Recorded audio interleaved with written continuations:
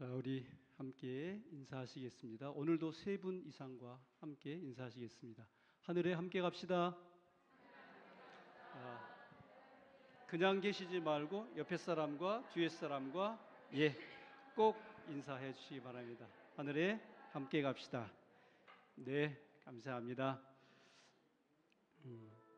자, 우리 구호도 해야 되겠죠?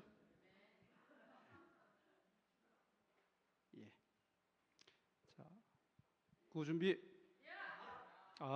우리 이주란 집사님만 얍하셨어요. 다시 한번 같이 한번 맞춰서 해보십시다. 자, 구호 준비. 우리 지역에 꼭 있어야 하는 바로 그 교회, 서천교회, 좋은교회. 아멘. 우리가 민주당입니까? 국민의힘입니까? 자, 하늘 가는 나라당입니까? 하늘 가는 나라당. 감사합니다. 정말 예전에 주사파라고 하는 거 있었죠? 지금도 있습니까? 지금은 없지요. 한 번은 저희의 조직 신학을 가르쳐 주시던 안금영 교수님께서 한 번은 들어오셔서 그런 얘기를 해요. 이제 주사파와 관련된 당시에 저희가 이제 그런 문제가 있었을 때인데 그 주사파 말고 우리 모두가 다 주사파가 됐으면 좋겠다 그러시는 거예요. 그래서 그게 뭐냐 그랬더니 주님을 사랑하는 파가 됐으면 좋겠다 이렇게 말씀을 해주시더라고요. 그런 면에 있어서 우리가 이렇게 구호도 제창하고 외치는 겁니다. 감사합니다. 이번 주는 굉장히 꽃샘추위가 심했어요. 그죠? 바람도 심하게 불고 그래서 우리 성도님들 이렇게 보니까 감기 걸리신 분이 굉장히 많았거든요. 그죠?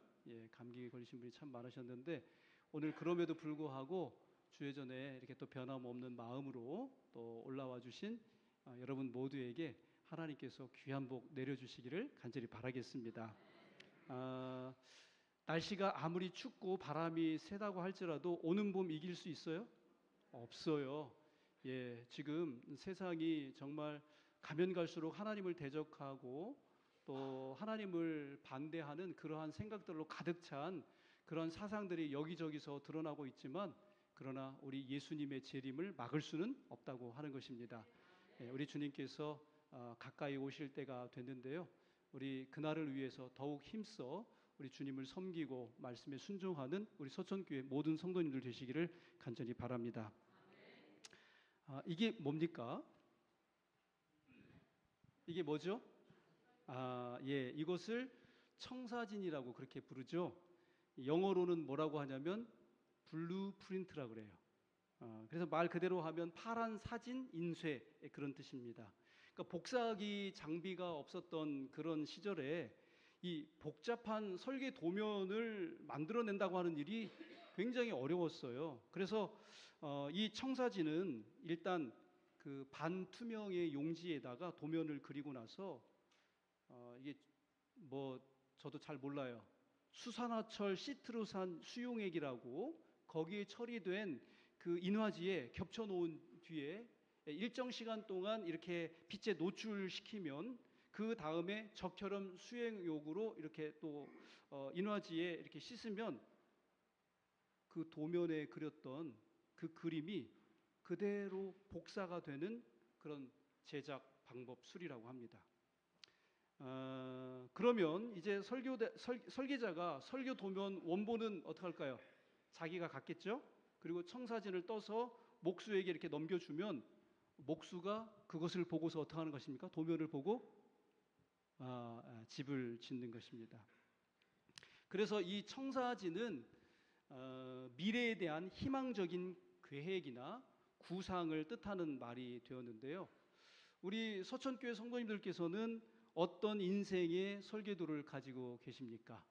나는 이미 이제 70도 넘고 80도 넘었으니까 나한테 무슨 설계도가 필요하냐 이렇게 말씀하실지도 모르겠는데요. 그래도 요즘에는 이제 100세 시대니까 제가 방문하면서도 말씀을 드렸습니다마는 저 아주대학교의 김경일 교수님이 그러시는데 이제 2050년이 되면은 우리 한국의 평균 기대 수명이 130세라고 합니다. 예, 좋아요, 지겨워요. 예. 그래도 우리 성도님들께서는 미래에 대한 희망적인 계획이나 구상을 가지고 사시게 되기를 간절히 바랍니다. 근데 우리 성도님들에게는 그 청사진이 있으십니까? 아, 감사합니다. 네. 그래서 오늘 이 시간에는 목수와 설계도라고 하는 제목으로 하나님의 말씀을 증거하려고 합니다. 먼저 역대상 28장 11절 12절의 말씀을 저희가 교독하겠습니다. 제가 먼저 홀수절 읽겠습니다. 12절을 우리 성도님들께서 읽어주시기 바랍니다. 다윗이 성전의 복도와 그 집들과 그 곳간과 다락과 골방과 속죄소의 설계도를 그의 아들 솔로몬에게 주고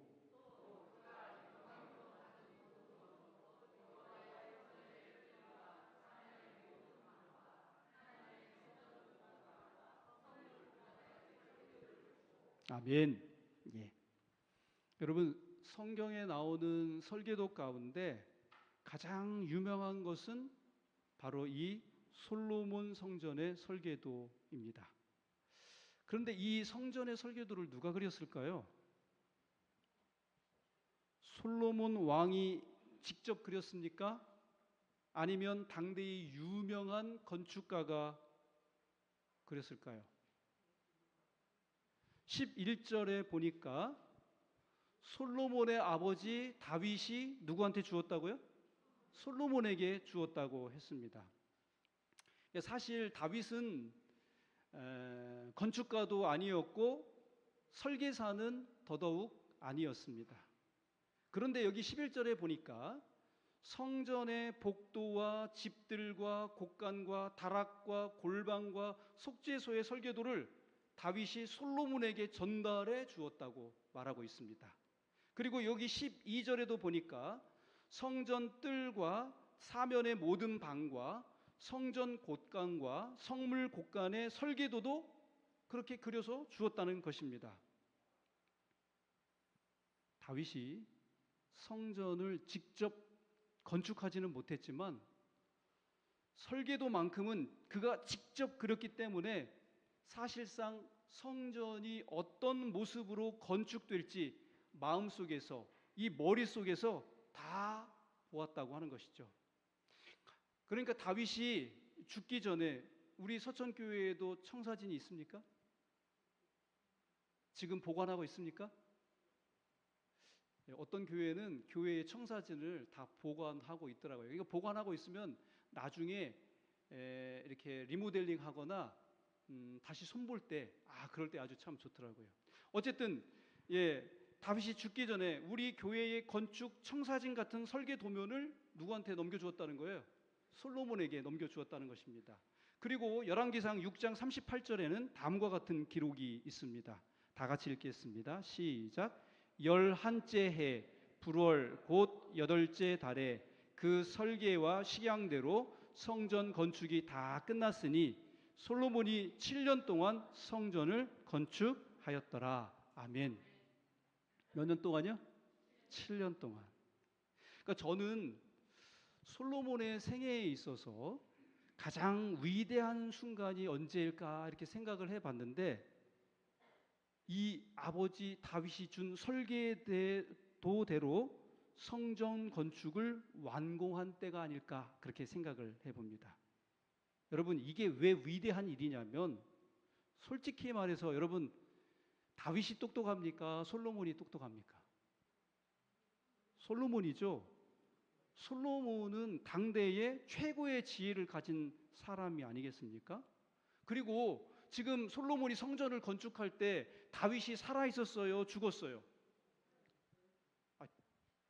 솔로몬이 성전을 건축할 때 다윗이 살아 있었어요? 죽었어요? 이미 이제 고인이 되었지요.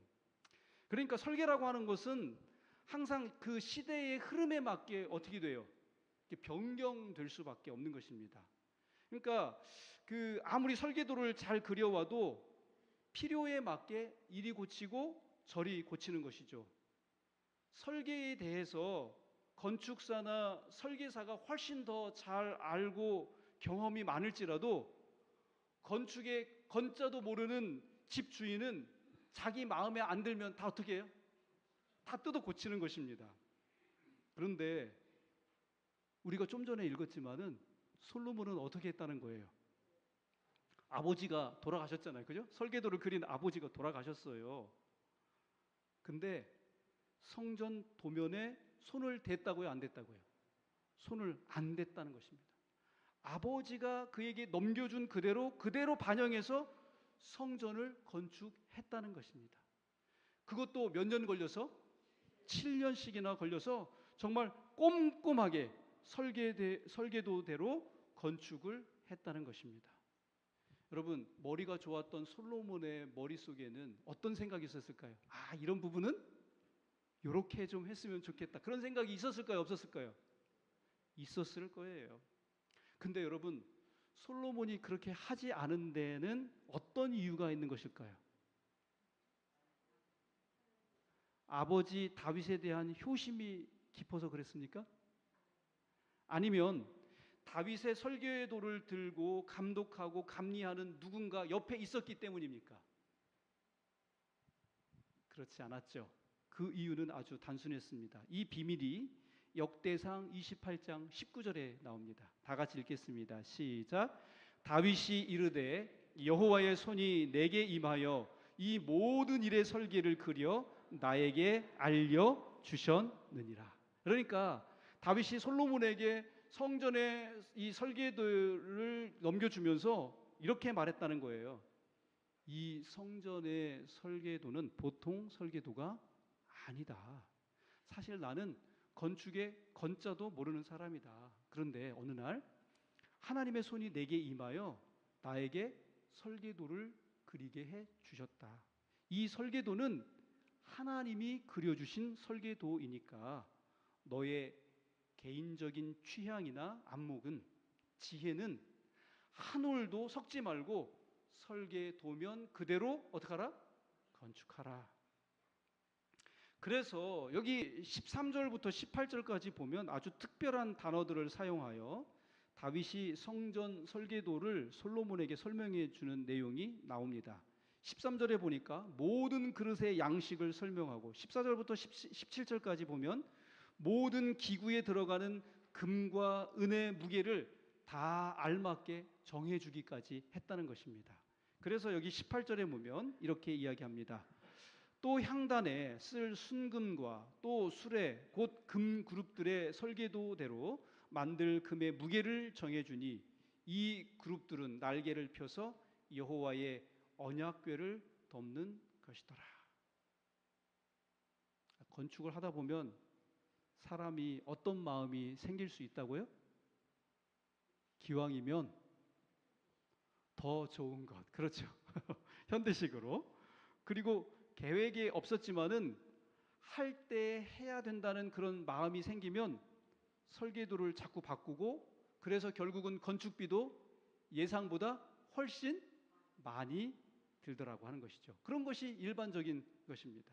그런데 이 다윗의 성전 설계도에는 성전 건물뿐만 아니라 성소의 기구들, 그릇들의 크기, 종류, 기구의 재료와 무게까지 다 일일이 꼼꼼히 세심하게 다 어떻게 됐다는 거예요? 이미 다 정해져 있었다고 하는 것입니다. 여러분, 솔로몬이 성전 건축을 하는 7년 동안 그는 하나님의 말씀을 순종해서 설계 도면대로 성전을 건축했는데, 정말 여러분, 이것이야말로 솔로몬에 있어서, 솔로몬의 전 일생에 있어서 꼽으라고 한다면 정말 제일 위대한 행동이 아니었나, 이렇게 생각을 해보게 되는 것입니다. 여기 선지자와 왕 63쪽에 보니까 이런 말씀이 있습니다. 같이 읽을까요? 시작. 거룩한 건물의 각 부분에 대하여 자세하게 기록된 설계가 솔로몬 왕에게 위탁되었으므로 그는 그 공사에 요구되는 일을 잘 할 수 있는 특별한 기술을 가진 조력자들을 얻기 위하여 믿음을 가지고 하나님을 바라볼 수 있었다. 여러분, 근데 이 말을 조금 각색해서 말씀을 드리자면, 솔로몬 성전을 지을 때 목수들이나 석수들 중에 창의력이 넘치고 상상력이 뛰어난 목수들 채용했을까요? 안 했을까요? 자, 했다. 했다 한번 손 들어보세요. 자, 그럼 안 했다. 그런 사람은 안 했다. 여러분, 상상력이 뛰어난 그런 사람들 데려다 놓고 다윗이 준 설계대로 지으라고 하면은 그거 잘 지을 수 있었을까요? 없었을까요? 없었을 것입니다. 아무 말 없이 묵묵히 여기 주어진 설계도대로 건축할 수 있는 그런 사람만 어떻게 했다는 거예요? 목수와 석수로 썼을 거라고 하는 것이죠. 그런데 이 행위를 뭐라고 이야기하냐면 믿음을 가지고 하나님만 바라보는 행위로 평가했다는 것입니다. 오늘 저는 이제 말씀을 전환하면서 저는 오늘날 이 성경이 마치 다윗의 성전 설계도와 같다고 그렇게 생각을 합니다. 성경은 선지자들이 기록을 했지만 거기에는 하나님의 뜻과 사랑과 우리를 구원하기 위한 구원의 설계도와 똑같은 그런 모습이라고 하는 것이죠. 그러므로 여러분, 모두 솔로몬처럼 이 성경 말씀을 우리를 구원하기 위하여 하나님께서 주신 설계도라고 그렇게 생각하시고 받아들이실 수 있게 되기를 간절히 바랍니다. 그러니까 성경은 나의 행복과 구원을 위해 필요할 때 참고하라고 주신 참고서가 아니라 우리의 행복과 구원을 위해 하나님께서 직접 그려주시고 설계하신 설계도라고 하는 사실을 기억하시고 이 말씀을 우리의 행복과 또 우리의 구원을 완성하는데 100% 그대로 반영하실 수 있게 되기를 간절히 바랍니다. 여러분, 내 마음에 드는 부분만 반영하고 마음에 안 들면 이렇게 건너뛰거나 빼먹거나 변경하시면 안 된다는 것입니다. 있는 그대로 하나님의 설계도에 맞춰서 우리의 행복과 건강과 구원을 건축하실 수 있기를 간절히 바랍니다. 우리는 우리들의 지식과 지혜와 이 경험을 특별히 하나님의 말씀 앞에 내려놓을 필요가 있습니다. 왜냐하면 우리보다 우리를 더 잘 아시고 우리의 문제를 더 잘 해결하실 수 있는 하나님께서 우리를 위해서 더 희망차고 위대한 청사진을 갖고 계시다고 하는 사실을 믿으시고 이 말씀을 붙잡고 인생을 설계하시고 여러분의 행복을 꼭 건축하시게 되기를 간절히 바랍니다. 여러분, 솔로몬이 성전을 다 건축하고 봉헌한 다음에 그의 마음이 어떤 생각으로 가득 차 있었을까요? 여기 선지자의 왕 66페이지에는 이렇게 말씀을 하고 있습니다. 솔로몬보다 위대하신 하나님이 그 성전의 설계자이셨으므로 그의 지혜와 영광이 거기에 나타나 있었다. 이 사실을 알지 못하는 자들은 자연히 솔로몬을 설계자와 건축가로 칭찬했으나 왕은 그 착상이나 건설에 대한 어떤 영광도 받기를 거절했다. 무슨 말이에요? 사람들이 성전 정말 잘 지었다고, 야, 이거 솔로몬이 설계하고 솔로몬이 건축한 것 아니냐 이렇게 칭찬을 하면 그 말을 들을 때 어떻게 했다고요? 왕은 그 착상이나 건설에 대한 어떤 영광도 받기를 거절했다는 것입니다. 아닙니다. 사람들이 막 칭찬하잖아요. 그러면 솔로몬이 뭐라는 거예요? 그런 칭찬하지 마세요. 그거 내 작품 아닙니다.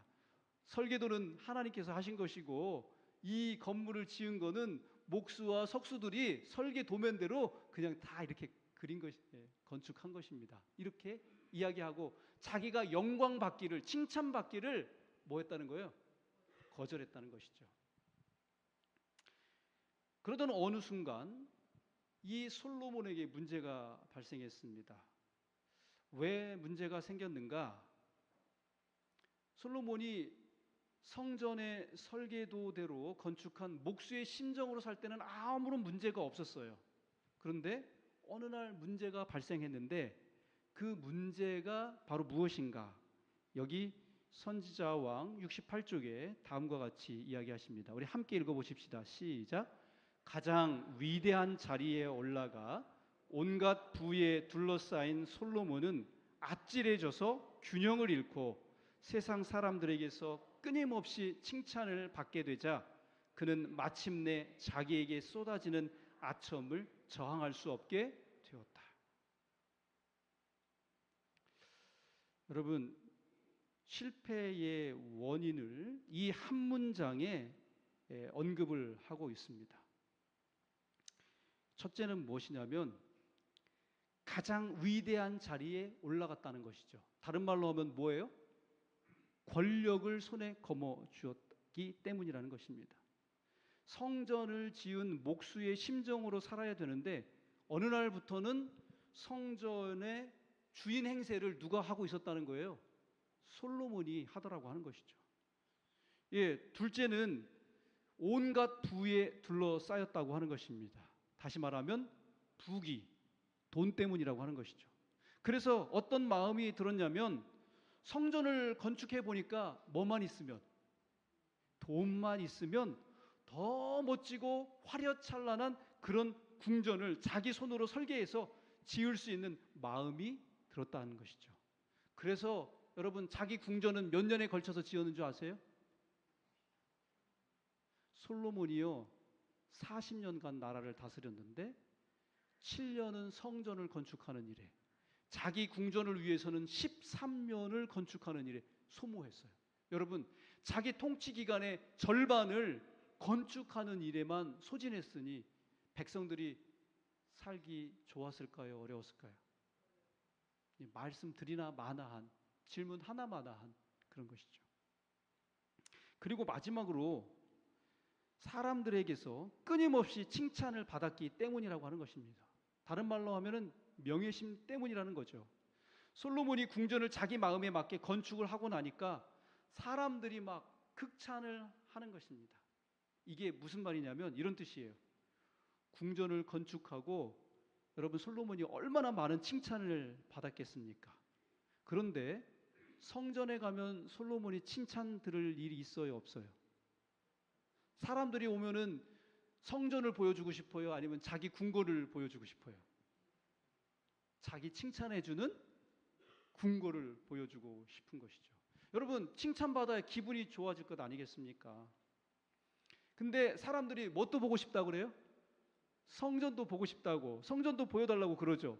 그래서 마지못해 데리고 가는 것입니다. 그런데 나중에 어떤 마음이 들었냐면 계속해서 여기 선지자왕 68페이지에 이렇게 기록을 하고 있습니다.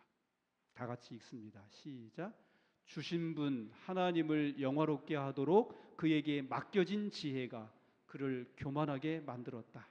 마침내 이스라엘의 하나님 여호와의 이름을 영화롭게 하기 위하여 설계되고 건축된 건물의 비길 데 없이 훌륭함에 대하여 사람들로 자기가 최고의 칭찬을 받아야 할 사람이라고 말하도록 버려두었다. 여러분, 오늘 우리는 이 말씀을 접하면서 정말 우리 마음속에 분명한 결심을 가져야 할 거예요. 우리가 하나님을 사랑하고 또 하나님의 말씀을 받들어서 믿음을 행사하게 될 때가 있어요. 그래서 큰 헌신도 하게 되고 다른 사람이 생각하지도 못했던 그런 놀라운 일들을 행하게 될 때가 있는데 그 과정과 결과에 대해서 내가 영광을 받거나 칭찬을 받으려고 하는 그런 욕심에 우리가 빠져들 수 있다고 하는 것이죠. 그러나 그러한 순간에 온전히 누구한테 영광을 돌려드리라는 것이에요? 하나님께 영광을 돌려드리라는 것이죠. 솔로몬처럼 마땅히 하나님께서 받으실 영광을 사람들이 자신을 향한 칭찬으로 바꾸어 말할 때 침묵하지 말고 분명히 이야기하라는 것입니다. 그거 아닙니다. 영광을 받으실 분은 누구시라고요? 우리 하나님이십니다. 라고 그렇게 이야기하라는 것입니다. 여러분, 하나님께서 진짜 바라셨던 것이 무엇일까요? 세상에서 가장 아름답고 탁월한 성전 건물을 세우는 것이었습니까? 아니에요. 성전을 건축하면서 그 건물과 기구와 제도에 담긴 뜻과 의미를 이해하고 깨달으면서 그 가운데 나타난 하나님의 은혜를 체험하고 예배를 통해서 하나님께 경배와 찬양을 돌리고 성전을 만민이 기도하는 집으로 만들어 온 세상 사람들을 구원하는 것이 성전 건축의 진짜 뭐였다는 거예요? 목적이었다는 것이죠. 그래서 역대상 28장 9절에 이렇게 말씀하십니다. 다 같이 읽습니다. 시작. 내 아들아 솔로몬아, 너는 내 아버지의 하나님을 알고 온전한 마음과 기쁜 뜻으로 섬길지어다. 아멘. 예, 결국 솔로몬이 잠깐 동안은 성공한 신앙에 있어서 믿음으로 성공한 삶을 살고 있었지만은 솔로몬은 어떤 사람이 되고 말았어요?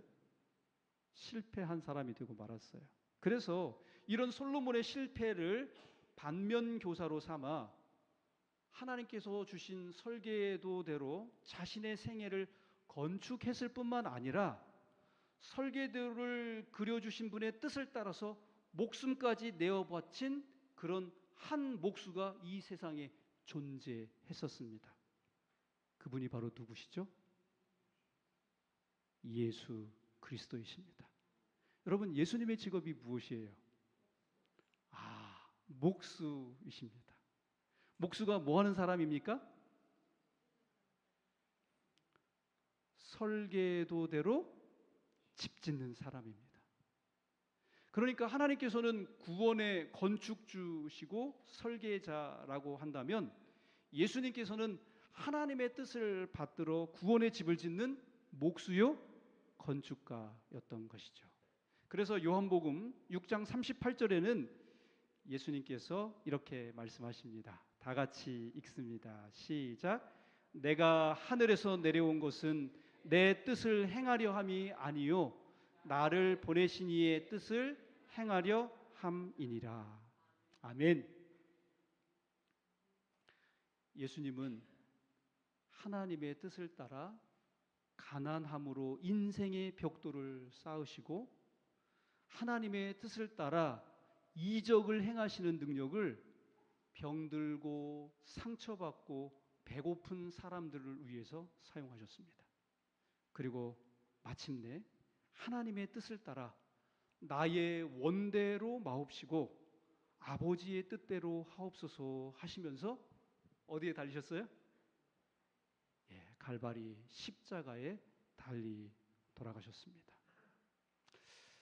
제가 이번에 서천교회로 와서 우리 성도님들과 좀 더 빨리 가까워지기 위해서 갈 때마다 이게 성도님들이 어떻게 신앙을 하시고 서천교회와 연합하시게 되었는지 제가 소상히 다 여쭈었잖아요. 그죠? 근데 이 시간이 참 하나님 앞에 감사한 시간이었습니다. 왜냐하면 정말 하나님의 특별한 섭리 가운데 순종하고 따라갔던 그런 우리의 부모님들 또 할아버지 할머니 어떤 누군가의 그러한 초청이 있었기 때문에 이렇게 또 신앙을 하시게 되었다고 하는 그런 이야기를 전해 듣게 되었어요. 뭐 굳이 오늘 이 말씀과 더불어서 이렇게 연관이 되는 한 분을 소개하자면 우리 황길성 장로님의 외할머님이 아니실까 하는 그런 생각이 듭니다. 우리 장로님께로부터 어떻게 신앙을 하시게 되었습니까? 그랬더니 우리 외할머니 때문이라고 말씀하셨어요.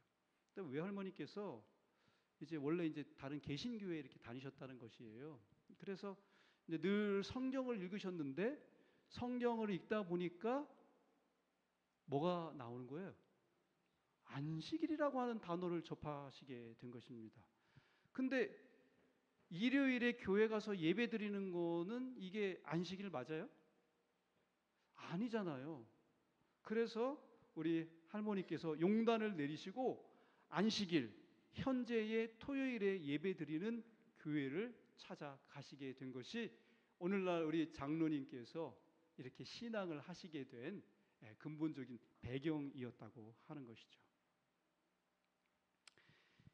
제가 먼저 있던 교회에 올해 이제 8순이 되신 분이에요. 근데 이분이 처음 만났을 때는 74 되셨을 것 아니겠습니까? 근데 그분을 제가 어디서 만나면 요양병원에서 만나게 됐어요. 근데 이제 그분에 대해서 얘기를 들어보니까 이분이 옛날에는 건축하시는 분이었대요. 그래서 청주에서는 좀 힘 좀 꽤나 쓰는 주목이셨다는 거예요. 그래서 자기가 이렇게 시내 돌아다니면 사람들이 저 사람하고 이렇게 부딪혀 봐야 좋을 일 없다. 그래서 사람들이 어떻게 해요? 다 슬슬 피하던 그런 분이셨다는 거예요. 근데 이제 이분이 뭐 그렇게 사시다 보니까 뭐 이제 결혼도 안 하시고 뭐 이제 일하시면은 이제 돈도 많이 생기니까 이제 술도 많이 잡수시고 담배도 많이 피시고 이제 마음껏 그렇게 이제 엔조이 하시면서 사신 거죠. 그러다 보니까 이제 늙음하게 나이가 이렇게 드시니까 건강이 어떻게 됐을까요? 건강이 엄청 안 좋아지신 거예요. 그러니까 나중에 폐렴도 오고, 그리고 이제 이 혼자 사시는 남자분들 집에 가면은 어떻게 해요? 깨끗하게 치워져 있을까요? 아니면 지저분하고? 상상을 하지 마세요. 예.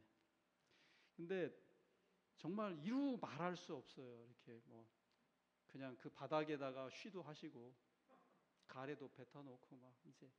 근데 저희 교회에 그 교회에 어떤 정말 이렇게 그런 분들을 굉장히 도와주기를 즐겨하시는 어떤 집사님이 계셨어요. 근데 알고 보니까 이 집사님의 형님과 지금 제가 말씀드리고 있는 이분과 친구라고 하시더라고요. 이제 어떻게 이제 소식을 듣고 찾아가 봤는데 이제 사람이 거의 죽을 지경이 되신 그런 상황이 있으니까 이분을 빨리 병원으로 모시고 우리 집사님들 도로가 동원해가지고 가서 보니까 그 집에 막 완전히 막 그 들어온 거 이렇게 막 두껍게 그 보루박구 뭐라 그래요? 박스 종이 상자 보루박구라고 그러죠? 보루박구 일본 말로 보루박구. 네. 이렇게 막 싸놨는데 말씀드렸잖아요. 이게 거기 쉬하고 뭐 더러우니까 보루박구 한 장 갖다 또 깔아놓고 그 위에 사시고 뭐 이렇게 해가지고 이렇게 사신 거예요. 그러니까 뭐 집사님들이 그 청소하느라고 얼마나 이렇게 올라왔겠습니까? 그래도 다 그렇게 해주신 거예요. 그리고 그분을 병원으로 모셔가지고 이제 폐렴에 걸리신 그분을 이제 고치고 이렇게 해가지고 도와주셔가지고 이제 살아나신 거예요. 예, 그럴 때 이제 그분을 제가 만나게 된 것입니다. 근데 그분이 이제 건강을 회복하셔가지고 또 이제 이렇게 LH에서 마련해 주시는 집에서 기거하실 수 있게 되었고 이제 생애하시게 됐는데 이제 그분도 이제 나중에 집사님이 되셨어요. 집사님이 되셔서 찾아가 가지고 이제 말씀도 나누고 이렇게 대화를 나누는데 그분이 그런 말씀을 해요. 목사님, 왜요? 내가 있잖아요. 사실은 좀 더 일찍 예수님을 섬길 수 있었고 교회에 나올 수 있었어요. 근데 나를 인도했던 그 친구가 교회에서 하는 거를 보니까 그 친구가 조금 정직하지도 못했고 장사 속으로 교회를 다녔던 모양이에요. 어떤 재림교회가 아닌 어떤 다른 교회를 이렇게 출석하셨는데 그래서 그 친구가 꼴배기 싫어가지고 그때 교회 안 나가셨답니다. 근데 제가 지금 와가지고 성경 말씀을 읽어보고 성경을 배우고 하나님을 알게 되니까 하나님 섬기는 게 너무 좋아요. 그래서 그분이 있잖아요. 필사를 벌써 몇 번 하셨냐면 2번이나 하셨어요. 그리고 우리 지금 어떤 김대성 목사님이 운영하고 있는 진리의 뿔 교회에서 나온 그 김대성 목사님 말씀 있잖아요. 그 다음에 남대흥 목사님 강의, 김기곤 목사님 강의, 김상래 목사님 강의, 그리고 여러 목사님들 전도 설교했는데 그거를 처음부터 끝까지 다 들었어요. 그래가지고 그분이 가서 이렇게 대화를 나눠보면은 성경의 깊은 곳까지 이렇게 다 찔러서 이야기할 수 있을 만큼 그 대화를 하시는 거예요. 그러면서 하시는 말씀이 아까 하셨던 그 말씀. 목사님, 제가 정말 젊어서 하나님을 섬겼으면 하나님을 위해서 정말 일할 수 있었을 텐데 이 늙음하게 나와서 하나님을 위해서 할 수 있는 게 하나도 없어서 하나님께 너무 송구하다 이런 이야기를 하시더라고요. 사랑하는 우리 서천교회 성도 여러분, 지금이라도 늦지 않으셨어요? 지금이라도 여기 이분들이 하나님께서 주신 설계도대로 살아가려고 애쓰고 노력했던 것처럼 우리도 하나님의 말씀대로 그렇게 하루하루 우리의 삶을 가꾸어 가고 순종하여 따라가실 수 있는 믿음의 자녀들 다 되실 수 있기를 간절히 바랍니다. 근데 예수님께서 인자의 때를 언급하시면서 누구를 말씀하셨죠? 노아를 언급하셨어요. 근데 이 노아가 어떤 사람이었냐면 여기 부조화 선지자 94쪽에 보니까 이렇게 이야기하고 있습니다. 하나님께서는 노아에게 방주의 정확한 치수와 건축에 관하여 세부에 이르기까지 일일이 확실한 지시를 주셨다. 인간의 지혜로는 그렇게 강력하고 내구성 있는 큰 건축물을 고안해낼 수 없었다. 노란 글씨 다 같이 읽겠습니다. 시작. 하나님은 설계자이시고 노아는 건축가다. 아멘입니까?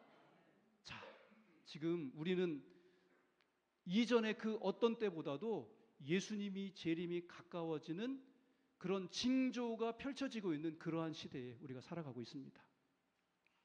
이런 때에 우리가 어떻게 살아야 하겠어요? 우리가 어떻게 살아가야 되겠어요?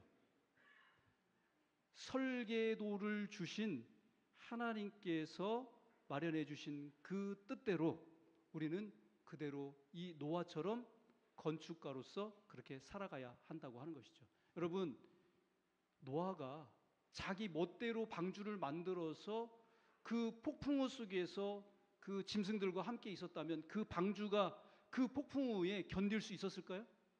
그거는 천만에 만만에 있을 수 없는 일이라고 하는 것이죠. 하나님께서 설계하셨기 때문에 하나님께서 설계하신 대로 꼼꼼하게 다 그렇게 건축을 했기 때문에 그 폭풍우 속에서 이 노아의 방주가 어떻게 할 수 있었다는 거예요? 견딜 수 있었다는 것입니다. 여러분, 우리도 마찬가지예요. 이제 잠깐 후면은 이 마지막 때에 하나님의 백성들에게 닥쳐올 그 시련과 환난은 이루 말할 수 없는 그런 노아 홍수 때의 환경처럼 되어버릴 것입니다. 그러나 유일하게 그러한 어려운 시련과 환난 속에서도 살아남을 수 있는 유일한 한 가지 비책이 있는데 그게 바로 뭐예요? 설계도를 주신 우리 하나님의 뜻대로 우리가 이 말씀, 성경 말씀에 순종한 사람만이 그 폭풍우에 살아남을 수 있다는 것입니다. 그래서 예수님께서 뭐라고 말씀하셨어요? 하나님의 말씀대로 순종하는 사람은 모래 위에 집을 지은 사람이 아니라 어디에 집을 지은 사람이라고요? 반석 위에 집을 지은 사람이다. 그래서 탕류가 일어날지라도 그때 휩쓸리지 아니하고 무너지지 않을 거다. 이렇게 말씀을 주신 것입니다. 사랑하는 우리 서천교회 성도 여러분이요, 이제 말씀을 줄이도록 하겠습니다. 솔로몬은 천재였지만 아버지 다윗이 준 설계도대로 성전을 건축했습니다. 이 순간이야말로 솔로몬이 최고로 위대한 때였다고 하는 것이죠. 그러나 권력과 돈과 명예 때문에 중심을 잡지 못하고 여호와의 성전을 솔로몬 성전이라 일컫게 내버려 두었습니다. 재림을 앞에 둔 우리는 성경을 우리를 위한 설계도로 삼아야겠습니다. 그래서 예수님처럼 노아처럼 하나님 주신 설계도대로 우리의 믿음과 행복과 구원을 건축하는 그런 성도들이 다 되실 수 있기를 간절히 바라면서 오늘 말씀을 맺도록 하겠습니다.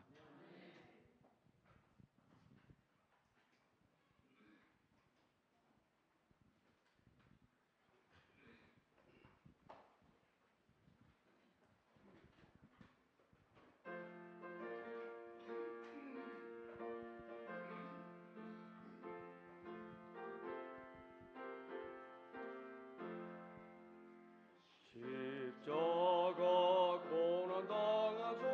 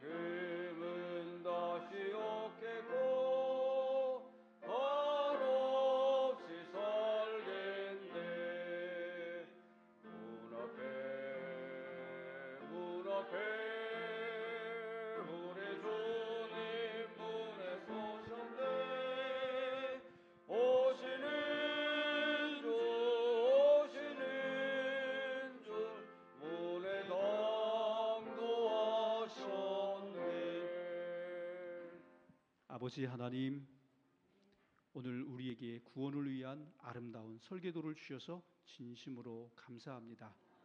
이제 우리가 해야 할 일, 건축가로서 내 뜻대로 내 맘대로 짓고 싶은 대로 짓는 것이 아니라 주님 주신 설계도대로 그렇게 아름답게 지어서 주 앞에 영광을 돌리고자 합니다. 이제 주께서 오실 때가 가까운 이때에 정말 노아처럼 또 예수님처럼 그런 설계도대로 짓는 건축가가 되게 해 주시옵소서.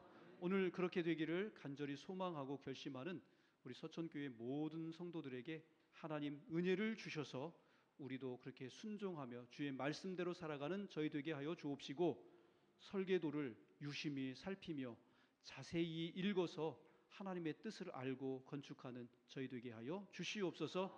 우리 서천교회를 하나님께서 원하시는 모양대로 또 저희가 또 이렇게 만들어 갈 수 있도록 복 주시기를 바라오며 사랑이신 예수님 귀하신 이름으로 간절히 기도합니다. 아멘.